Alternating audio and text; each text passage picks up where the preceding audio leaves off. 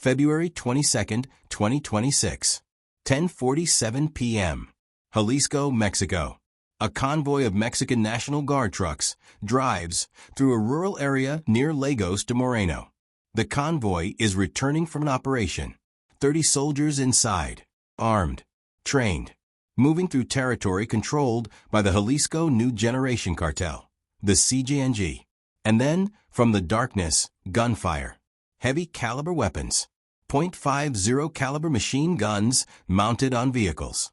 Grenades. The convoy is ambushed. The trucks are hit. Soldiers return fire.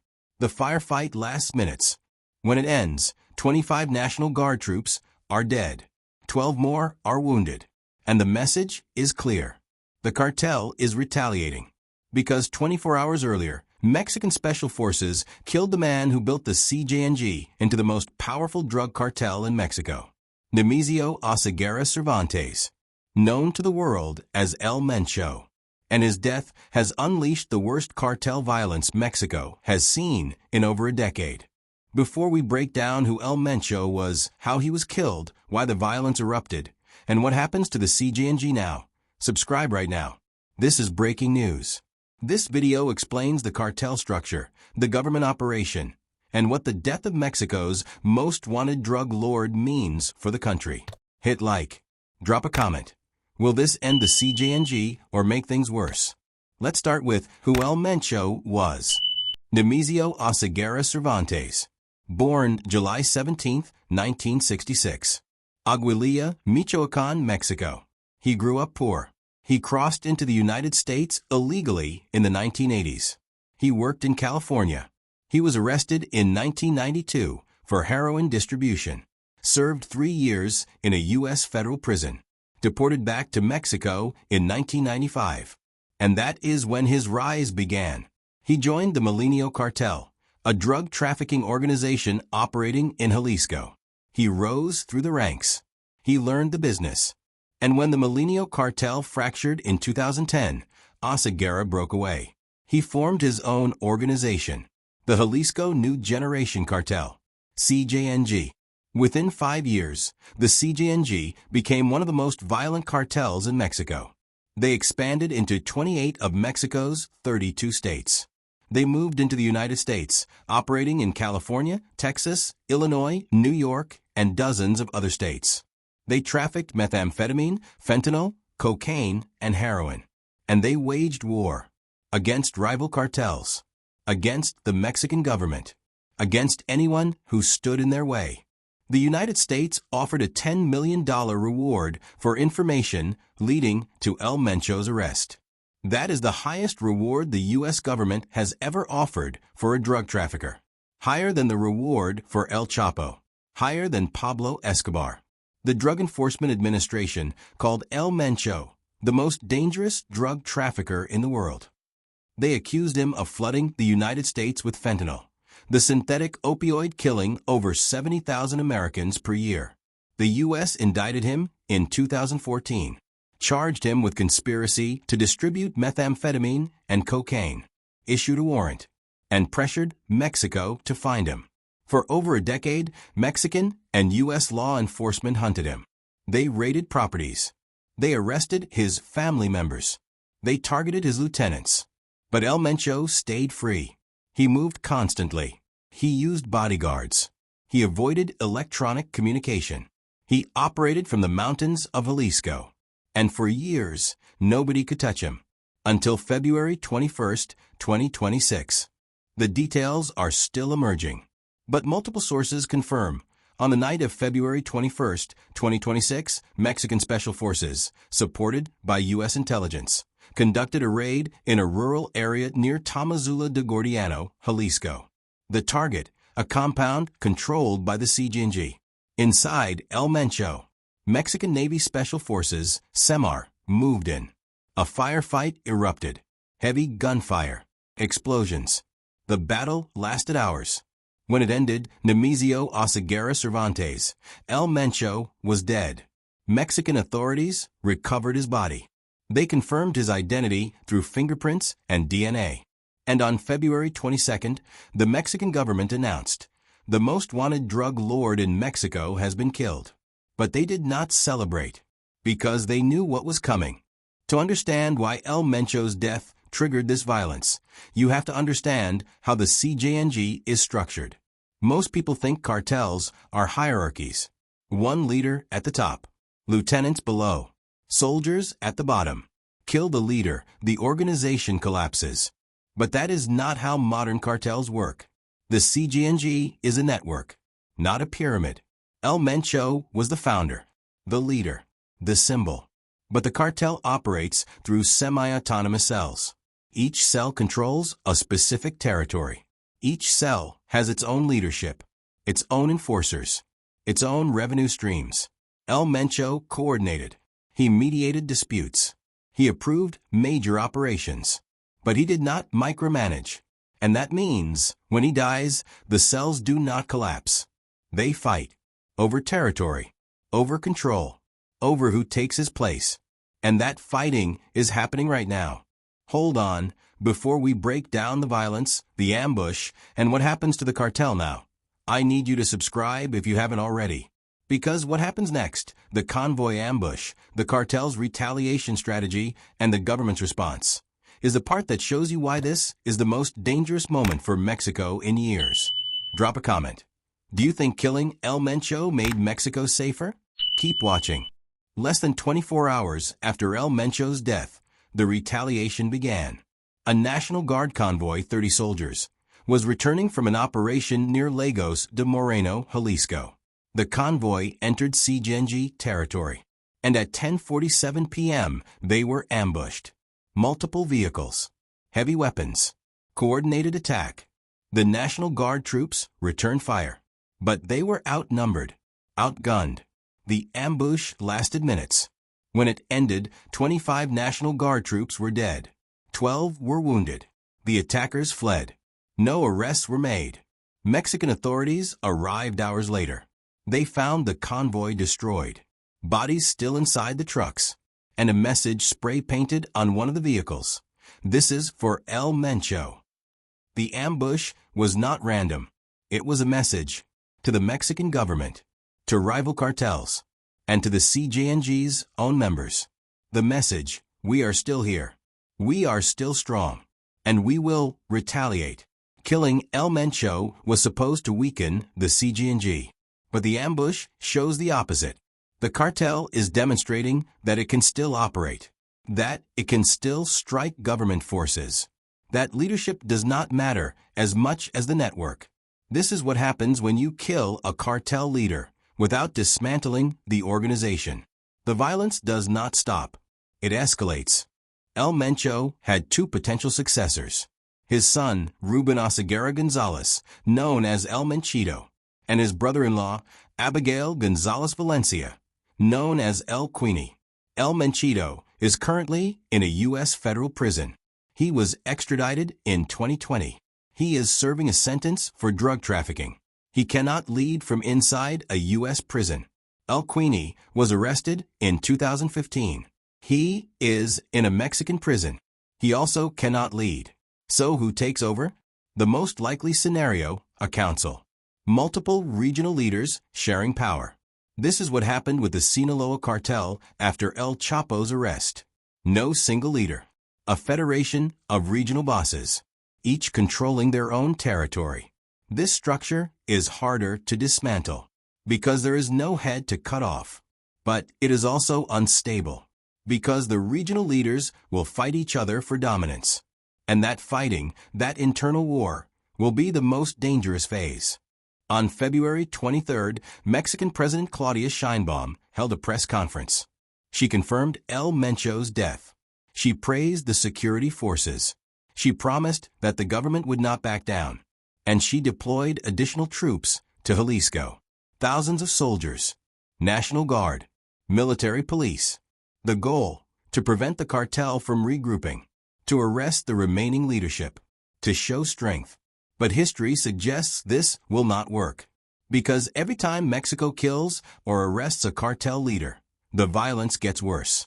When El Chapo was arrested in 2016, the Sinaloa cartel fractured. The violence in Sinaloa exploded. When the Beltran Leyva cartel leader was killed in 2009, splinter groups formed. The violence spread.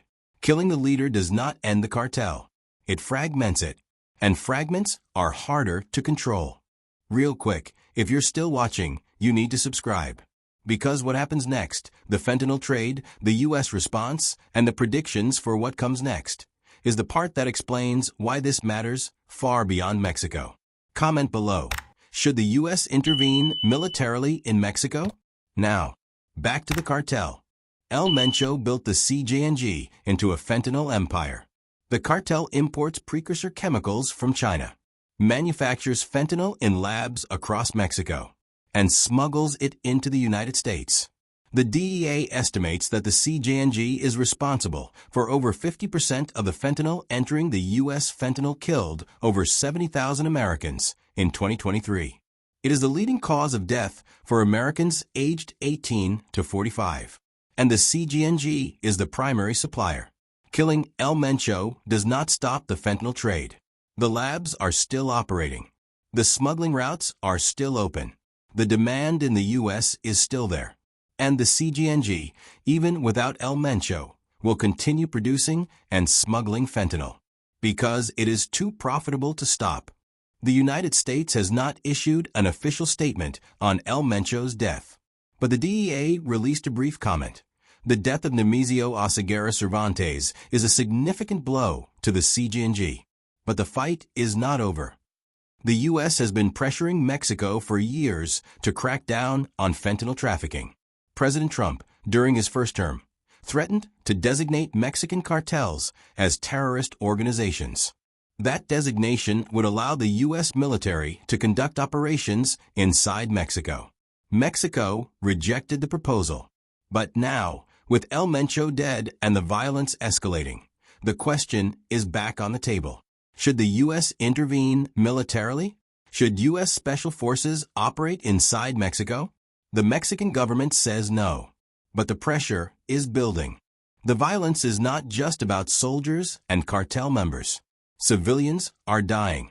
On February 23rd, cartel gunmen set fire to multiple businesses in Guadalajara, Jalisco's largest city.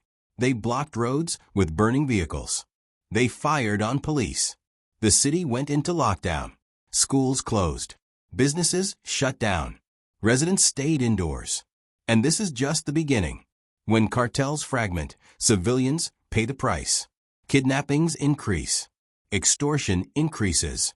Murders increase. Entire towns are caught in the crossfire. This is what happened in Michoacán, in Guerrero, in Tamaulipas, and it is happening now in Jalisco. For years, activists and families of the disappeared have been searching for mass graves in Jalisco. They have found hundreds, maybe thousands, bodies buried in clandestine graves, victims of cartel violence, people who crossed the cartel, people who refused to pay extortion, people who were in the wrong place at the wrong time.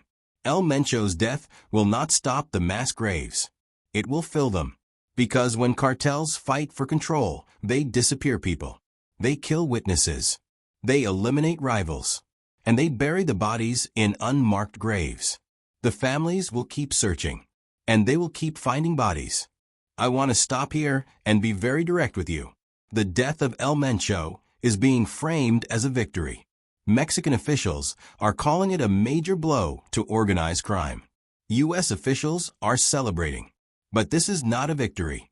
This is a spark. And Mexico is a powder keg. The CJNG is not going to dissolve. It is going to fracture. And when it fractures, the violence will spread to other states, to other cartels, to civilians who have nothing to do with the drug trade. This is not the end of the CJNG.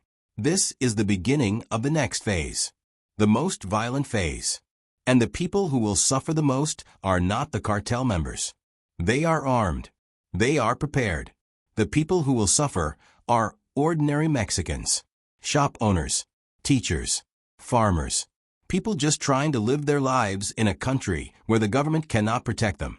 So when you hear that El Mencho is dead, do not celebrate, because the cost of that death is being paid right now, in blood. Within hours of the ambush, videos appeared online. Cartel propaganda. Masked gunmen standing in formation. Heavy weapons visible. A spokesman reading a statement. The message: we are the CJNG. We are not finished.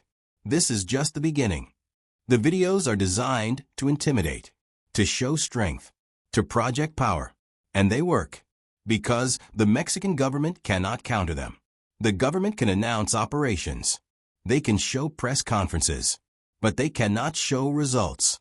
The cartel can show bodies, burning vehicles, dead soldiers. And that visual proof, that demonstration of violence, is more powerful than any government statement. El Mencho's death creates an opportunity for the Sinaloa cartel, the CJNG's biggest rival. The two cartels have been at war for over a decade, fighting over territory, over smuggling routes, over control. Now, with the CJNG leaderless and fractured, the Sinaloa cartel can move in. They can seize territory. They can cut deals with regional CJNG leaders. They can absorb splinter groups. This is what happened when the Juarez cartel collapsed. The Sinaloa cartel moved in. They took over the smuggling routes. They became the dominant force. The same thing could happen now. And if it does, the violence will be catastrophic, because the CJNG will fight back. And the war between the two most powerful cartels in Mexico will consume the country. President Claudia Sheinbaum took office in October 2024. She inherited a country ravaged by cartel violence.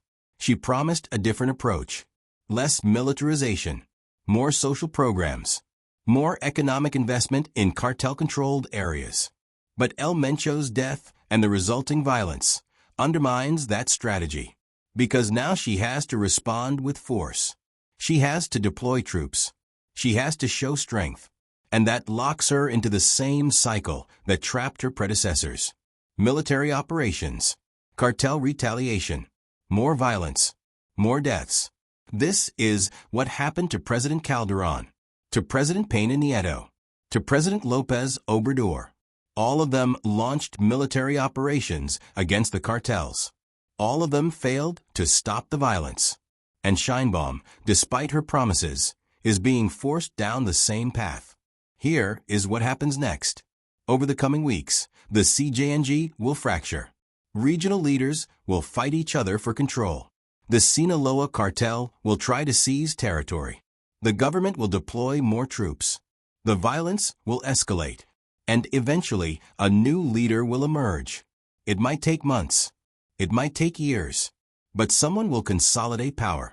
Someone will reunite the fractured cells. Someone will become the next El Mencho.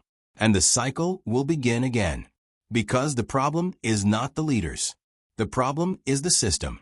As long as there is demand for drugs in the United States, as long as there is poverty and corruption in Mexico, as long as the cartels can recruit soldiers faster than the government can kill them, the violence will continue. Killing El Mencho does not change that. El Mencho's death will affect the U.S. border. The CJNG controls multiple smuggling routes into California, Arizona, and Texas. With the cartel in chaos, those routes will become contested. Other cartels will try to seize them. Splinter groups will fight over them. And the smuggling will not stop. It will just become more chaotic, more violent, more unpredictable. U.S. Border Patrol is already on high alert, expecting an increase in violence along the border, expecting cartel gunfights to spill over, and expecting the flow of fentanyl to continue or even increase as rival groups compete for market share. Mexico has been fighting the cartels for over 20 years. Since President Calderon declared war on organized crime in 2006, over 400,000 people have been killed. Over 100,000 have disappeared. Entire regions have been abandoned. The government has deployed the military. They have arrested dozens of cartel leaders. They have dismantled organizations. And nothing has changed.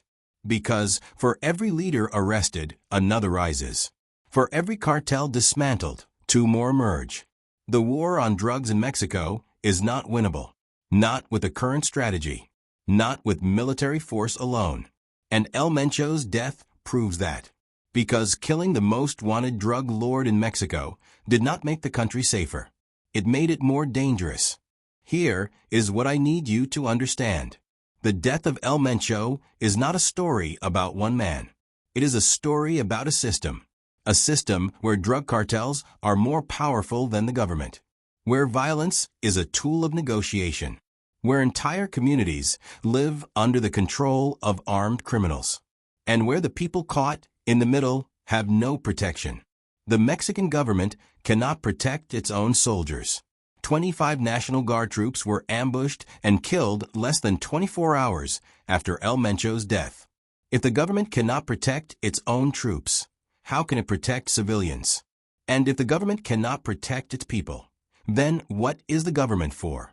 This is the question Mexico is facing. And the answer, right now, is that the government is not in control. The cartels are. And killing one cartel leader does not change that. It just creates a power vacuum. And that vacuum is being filled with violence. 25 National Guard troops were killed in the ambush. 25 men with families, with parents, with children, with spouses.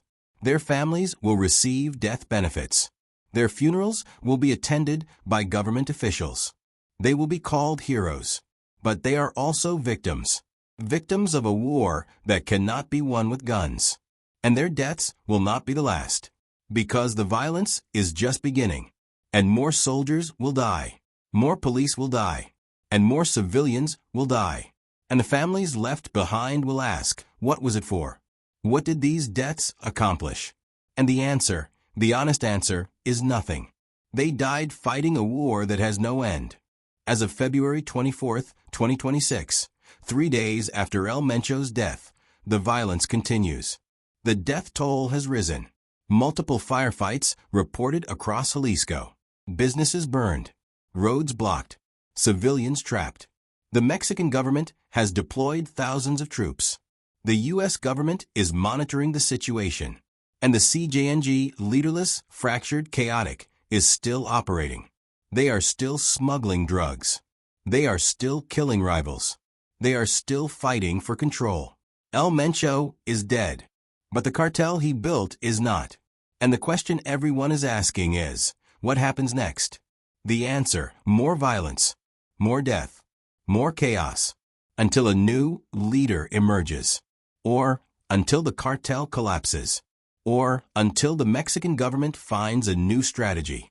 But right now, in February 2026, Mexico is at its most dangerous point in over a decade. I want to end this video with a question. What is the goal? Is it to stop drug trafficking? Because killing El Mencho will not stop drug trafficking. The fentanyl labs are still running. The smuggling routes are still open. Is it to reduce violence? Because killing El Mencho increased violence. 25 soldiers dead. Dozens of civilians killed. Cities on lockdown. Is it to dismantle the cartel? Because the CJNG is still operating. They are fractured. They are chaotic. But they are not gone. So what is the goal? Because from where I am sitting, watching this unfold in real time, it looks like the goal is just to kill the leader. To put a trophy on the wall. To declare victory. And then move on. While Mexico burns. While civilians die. While the cartels regroup and fight and kill each other and anyone caught in the middle. If that is the goal, if the goal is just to kill leaders, then congratulations. You won. El Mencho is dead. But Mexico is not safer. The cartels are not weaker. And the violence is not over. So I will ask again, what is the goal? And if you cannot answer that question honestly, if you cannot explain what you are trying to accomplish, and how killing one man gets you closer to that goal, then maybe you should not be pulling the trigger. On February 21, 2026, Mexican Special Forces killed Nemesio Oseguera Cervantes, El Mencho, the most wanted drug lord in Mexico. On February 22nd, the CJNG retaliated. They ambushed a National Guard convoy. 25 soldiers died. And the violence is just beginning. The CJNG is fracturing. Rival cartels are moving in. The government is deploying troops. And Mexico, once again, is caught in a cycle of violence that has no end. If you want to understand how cartels operate and why they are so hard to stop, check out my video on the Sinaloa cartel and the Zetas. Links on screen. Subscribe, because I cover breaking news and explain complex criminal organizations with accuracy and respect. And comment below. Do you think killing El Mencho will stop the CJNG? Thanks for watching. I'll see you in the next one.